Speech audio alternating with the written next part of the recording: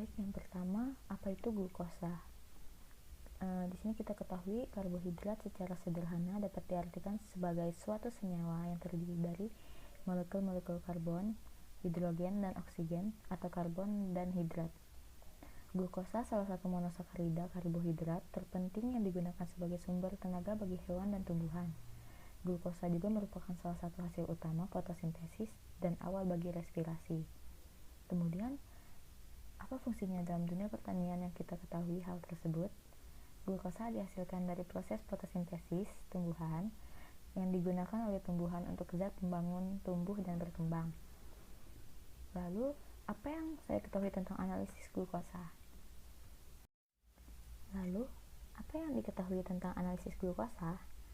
Jadi, pengujian kadar glukosa dengan metode kolorimetri, umumnya gula pereduksi, yang dihasilkan berhubungan erat dengan aktivitas enzim, di mana semakin tinggi aktivitas enzim, maka semakin tinggi pula gula pereduksi yang dihasilkan.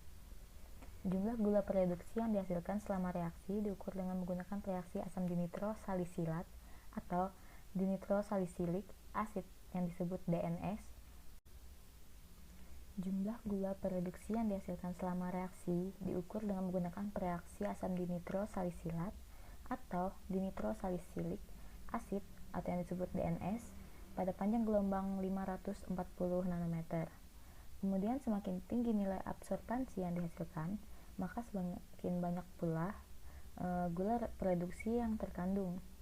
Jadi di sini prinsip penentuan ini adalah terbentuknya produk tereduksi berwarna merah, coklat, 3-amino 5-nitrosalisilik dan asam 3,5 dinitrosalisilik alkalin dengan gula tereduksi jika dipanaskan. Nah, kemudian adakah metode analisis lainnya? Di sini terdapat metode analisis lain yang ada pada praktikum tersebut, yaitu terdapat analisis karbohidrat metode Antron dan spektrofotometri. Lalu, apa yang diketahui tentang analisis glukosa? Jadi, pengujian kadar glukosa dengan metode kolorimetri, umumnya gula pereduksi, yang dihasilkan berhubungan erat dengan aktivitas enzim, di mana semakin tinggi aktivitas enzim, maka semakin tinggi pula gula pereduksi yang dihasilkan. Jumlah gula pereduksi yang dihasilkan selama reaksi diukur dengan menggunakan reaksi asam dinitrosalisilat atau dinitrosalisilik asid yang disebut DNS pada panjang gelombang 540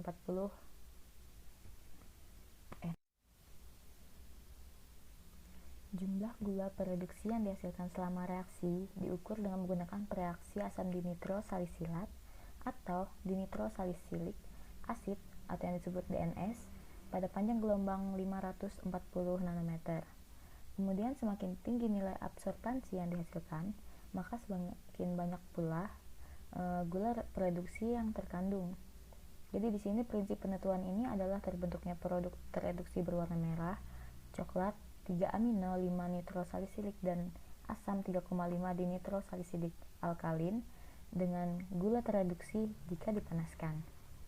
Nah, kemudian adakah metode analisis lainnya?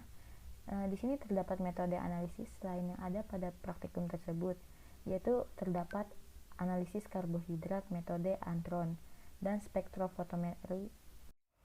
Lalu, apa yang saya ketahui tentang analisis glukosa?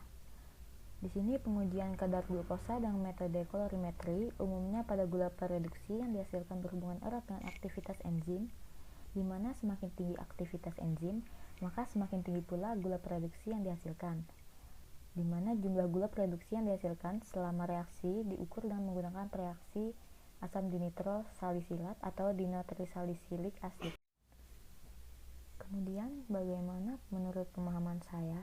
Bagaimana aplikasi penerapan analisis glukosa?